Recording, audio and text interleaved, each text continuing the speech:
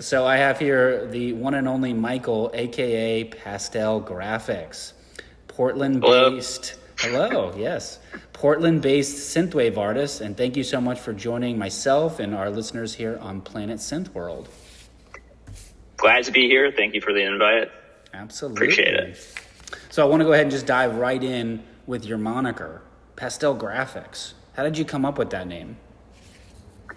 So that's kind of interesting. I'm a big fan of, like, I guess you could see it as a little bit like sort of problematic-ish in terms of just like how corporations can be.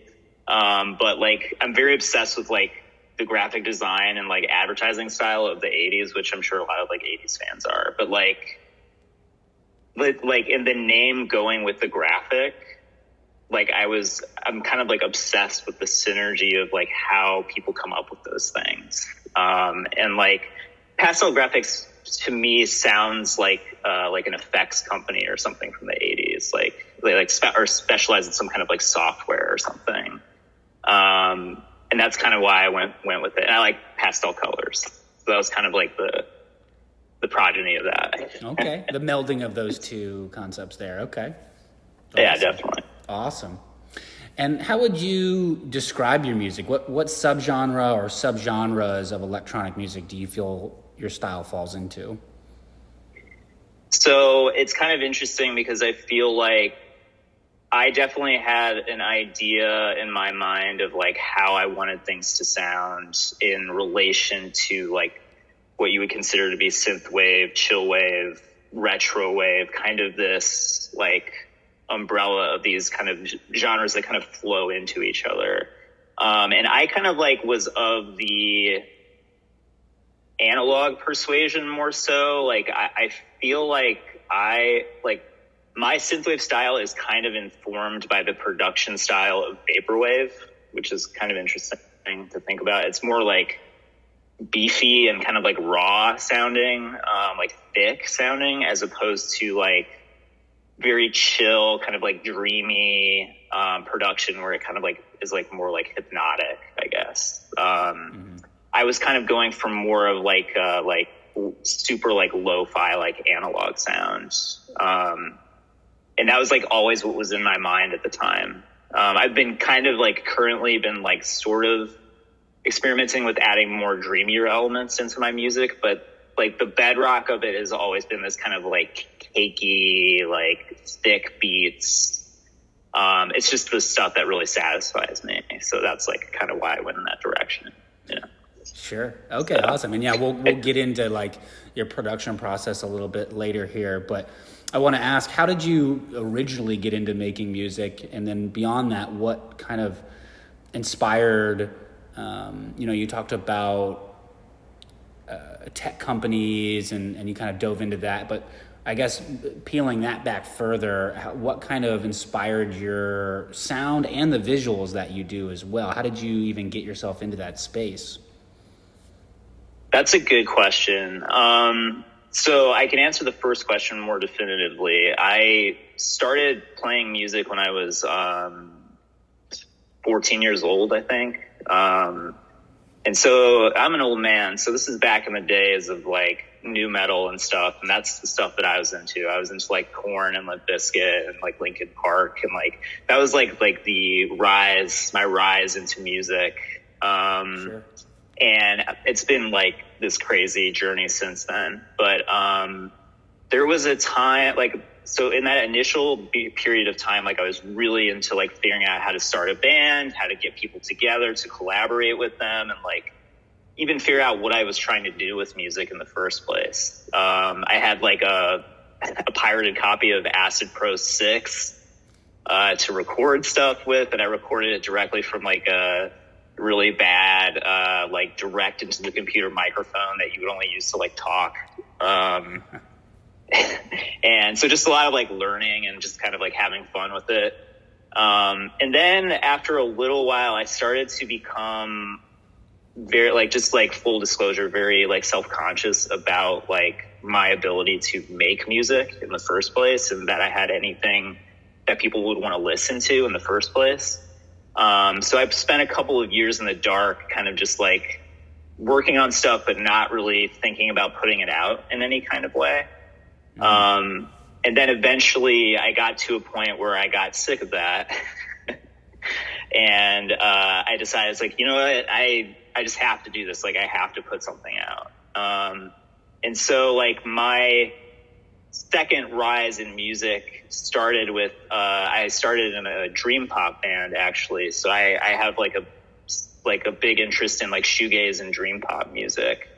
And so that was like kind of the start of my like second rise in music. And eventually that became like, that tendrilled out into synthwave, because I know the exact point of origin is when I first listened to Contrause, when I first knew of the existence of Contrause.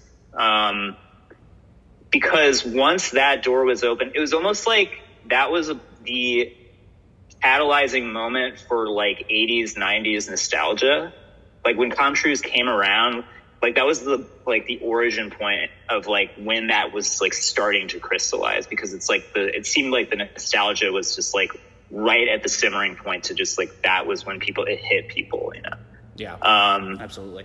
And I feel like it kind of like opened up automatically from there, because it was like, I am a child of the 80s and the 90s, so I grew up during that time. And so like a lot of this stuff like really hit me hard, and like kind of having this like weird reappreciation for a time that you didn't think was that special when you were living in it. You know, like you're kind of like, whatever, this is like what it's like, you know, it's like, it's the 90s. This is the time that I'm living in. But now like I'm going on eBay and like looking for like 90s shirts, like from the 90s, you know, and I'm like, I got to get that shirt for like $30, even though it should only be like $5 or something. Yeah. And it really, like, I already have like a pretty natural interest in like graphic design and like that kind of stuff. But like, for whatever reason, and it's hit with a lot of people, where it's just like that, like the specific styles of those times, there's something like within my heart that just like it sings to that. Like, it's just like, so like, I'm like, this just feels like right. It looks so cool. This is so awesome. I feel like the people that were designing that stuff at the time didn't even know like how like influential it would be at like, you know, 30 years later or whatever. And I think that like goes into your second part of your question, where it's just like, I think it was just this kind of consolidation of a nostalgia that had already been like building. And I became like sort of like a anthropologist / archaeologist for like 80s like design and like interior design, advertisements, like tech company logos, like just like, I still want somebody to make a movie about like the definitive like Silicon Valley like experience in the 80s, like that explosion of like software and stuff. Like, I know there's like stuff like Halt and Catch Fire, like that kind of does that, but like I just want to see like a cool movie made about that, like maybe by like David Fincher or something like that. But like, it's just, there's something like mystical about that time, even though I was like a child when it was happening. But like, I don't know, it really has captured my imagination. I guess that's the answer to your question. But it's just like, for whatever reason, it really like speaks to my soul. I don't know why. Yeah. No, I know exactly how you feel. I mean, it's interesting you mentioned Contrause, because he also similarly opened that Pandora's box for me. And yeah, as you mentioned, it was almost like a sound that I didn't realize I was looking for until it hit me. I mean, I just remember being like, oh my gosh, this music is basically made for me. This is perfect. So exactly. Yeah. Well, and it's also interesting the insight you give about your journey as a musician and an artist. And I think, you know, there's a lot of analogies to other things in life, but that self-discovery and that ability to build confidence so that you can come out of your shell and you present yourself to the world, which is really interesting and kind of beautiful to hear. So that's awesome. Oh, thank you. Thank you. Yeah, I think it's just like, it's something where it's like, it's very hard to know what sounds you should be pursuing for yourself in terms of like, that's like maybe the hardest thing for any musician is just like deciding like what they want to sound like. And like, okay. We're known for being like very, I want to try that. I want to try that. I want to try that. I want to try that. I want to try that. So it's like anything we have like a sort of an interest in, like we're like, I'm going to try that. And that's kind of what's happened to me. Like, so like Pastel Graphics is only like one project of like several different projects that I have. And it's like, it really like feeds that very specific part of me. And I like, so I need that part to be fulfilled, but I also have like the Vaporwave part that I need to be fulfilled. So I have a Vaporwave project and I have a shoegaze project. And so it's just like, these are just like little slivers that all come together to formulate like who I am basically. So yeah, it's a reflection of who you are. And I mean, that's great. I didn't know you had other projects. So when we get towards the end here, I'll have to include a question about that now. So I feel very bashful about that because it sounds like I'm like showing off, or it's not. Oh no, Yeah. it is. I mean, some of the best artists that we listen to in this space have multiple, pseudonyms or monikers. So That's true. That's true. yeah. Nothing to, no bragging or ego involved there whatsoever. It's just awesome. Well, I'm glad it's seen that way. So next question for you I've got here is I want to know, what kind of hardware do you use, and or like any like VSTs that you use to produce your music? You don't have to go super in depth, but just if you can touch on that a little bit. Absolutely, I can talk gear and tech all day long.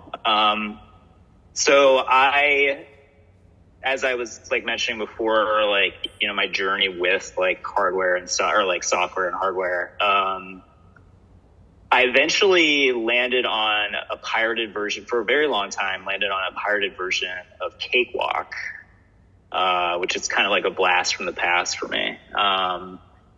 And it was fun, and it served its purpose for my very like rudimentary ability to produce music for a very long time. Mm. But I eventually was like, because everyone was like, at the time that I was thinking of switching to something else, like everyone was talking about how great MacBooks were for like producing, and just like they're just like workhorse kind of workstations for music.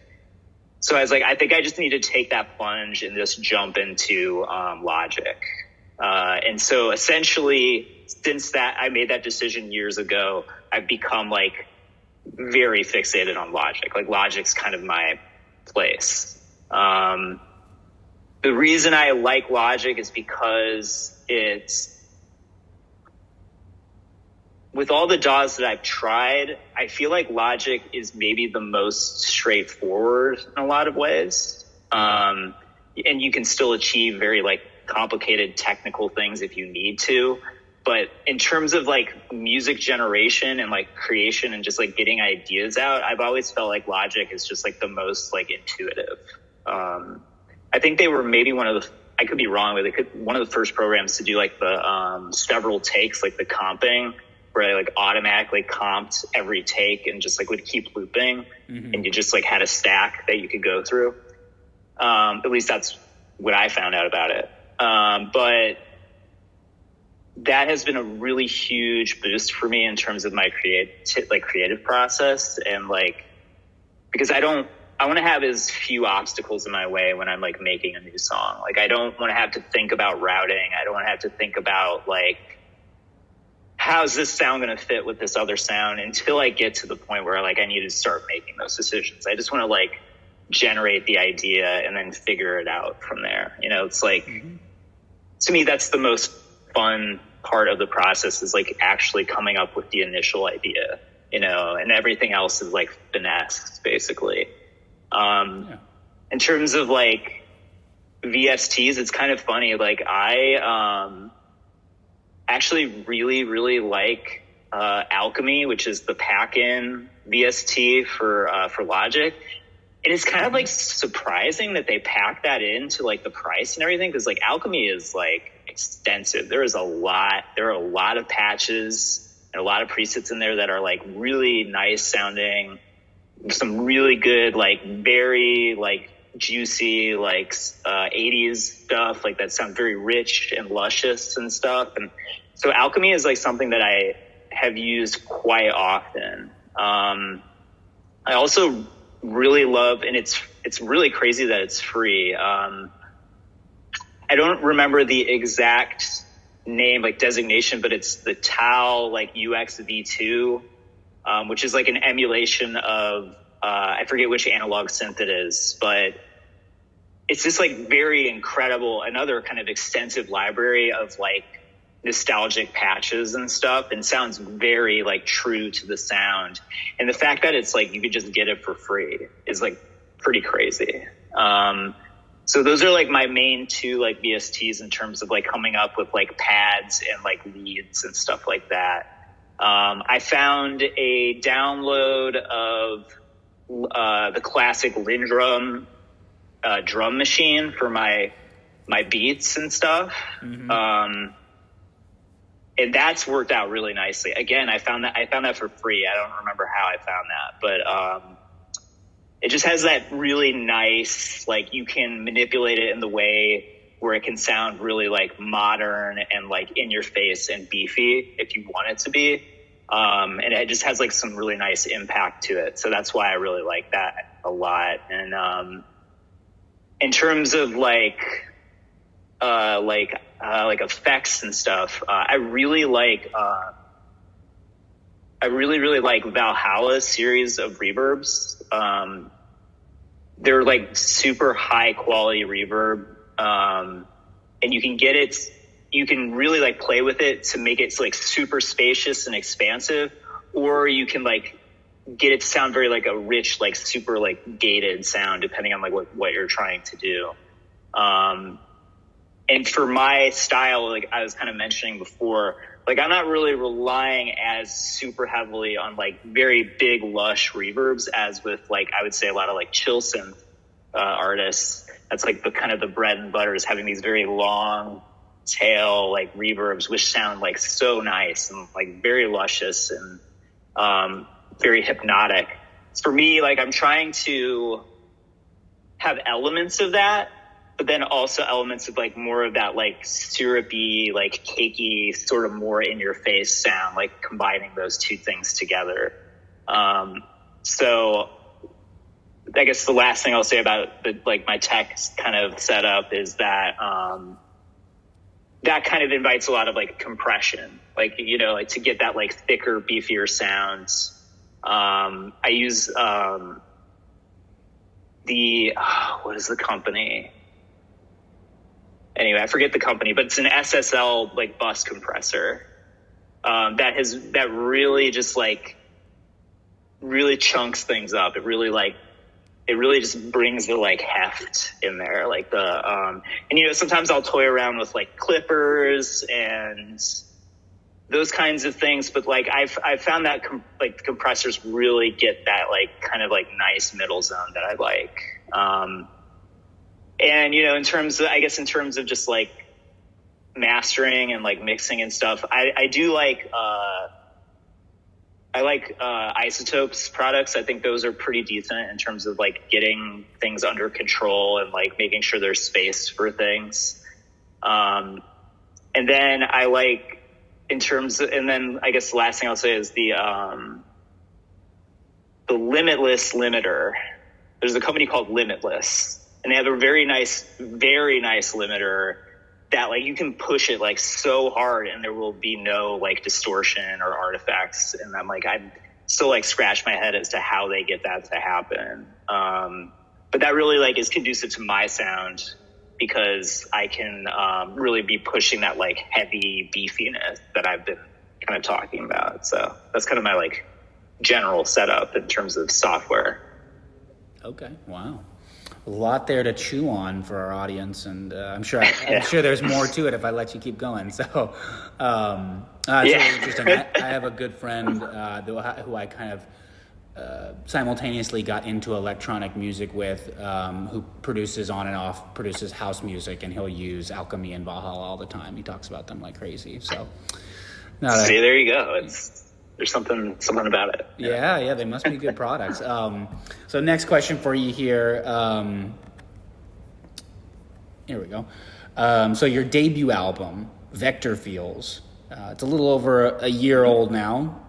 Yeah, how does that's that, crazy. I know. Yeah. So how does that feel? And then, what has changed for you since you released it? And have you connected with, other artists in the same kind of sonic space that have heard it? Absolutely. One of my big dreams when starting Pastel Graphics was to be able to, because I was a fan of the music before I started that project, so I really got into the culture of it and started following these labels that would be putting out synthwave. And one of the big ones, Stratford Court, that was kind of my pipe dream. I was like, I don't know if this is ever going to happen for me, but I'm going to see about it. I'm going to try. And sure enough, I showed Andrew some of my stuff, Andrew, who runs Stratford Court, and he really liked it. We just kind of went from there. He's just like, do you want to, are you going to develop this into an album? Like some of these things you've been showing me? And I was like, ultimately I would like to turn this into a piece, a whole piece basically. And that was a huge shot in the arm of motivation to keep pushing stuff and making this full list of songs. Because before that point, I had a single out called Touchpad, which was my initial single, which got people seemed to where it was being shared and stuff. And I really appreciated that. And that also helped me, encourage me to continue developing the sound. But I was hoping that the direction that I was trying to take my sound in, which is kind of more the retro wave, like we've been talking about, sort of more in your face style, kind of similar to, I would say, Horizon or something. It's, I think we are kind of we have a soul connection in terms of the sounds we like and stuff. Horizon's a good example of I fucking love him. He's great. Sorry, I shouldn't curse. Nothing I can't edit out. Okay. It's this kind of saturated style, and you're speaking to how did the audience react to it and that kind of thing. So when I finally was finished with Vector Feels, and Andrew, who did the artwork, which is absolutely amazing, it all came together, and it just all felt right. Once that artwork was put on top of the music that was basically inside of it, I was this is exactly what I want it to be. This is exactly how I wanted it to turn out. And the fact that it was going to be on this splatter vinyl when it came out, and all this stuff, it was a really just awesome, just incredibly grateful and enthusiastic time where I was just riding this high wave. And then it was finally put out in I think it was September or something last year. And the fact that it sold out within 1 or 2 days, I was what? I was excuse me? Seriously, I was I didn't think there would be, I knew there would be a boost in terms of that it was on Stratford, so there was more exposure in terms of that label has a reputation, and people are just avid fanatics of whatever Andrew puts out. But I was just yeah, but I don't know if that's enough for people to actually pay this much money to have this thing. And then so the fact that it got sold out right away, I was just wow, so I must be doing something right. Yeah, people are yearning because for your I've sound. yeah, exactly. Yeah, man. because I came to an equilibrium where it's like I was saying before, like the sounds came together, the album came together, the album art on top of it, it all like spoke to me on my creative level and like my self-fulfilled level. So I had reached that threshold. And so that, which is like the most important thing to me. So now like putting it out to an audience and like seeing what the reaction is, it's always terrifying. Like it's incredibly terrifying to do that stuff. Even on a small scale, like you're still just like, oh, I hope people don't think I'm like wretched, you know, like you're just like, oh, maybe that's just me. But like, it was just like so nice and very lovely that people were very positive about it. And I got to connect, like you're saying, I got to connect with a lot of different producers who followed Stratford, and we've talked about doing some collaborations. I did a collaboration with the artist Lone Driver. I can't remember what the name of, I think it's Delta River is the name of the song, and it's on Spotify. Super talented guy, really lovely to work with him. And I've had some like conversations with people about collaborations and stuff. It's hard for me to like, we were talking before about like day job stuff. It's harder to find time to like be able to actually work on that in addition to your own album and like your own material and stuff like that. It's like, you gotta be able to diversify a little bit. So yeah, that was a really, really nice time. And I feel very, very, very grateful for everyone that liked it. And I really appreciate that people have been listening. So yeah, absolutely. I'm not sure if I've heard that collaboration, so I'll have to find that and get that playing on our program. Absolutely. That's awesome.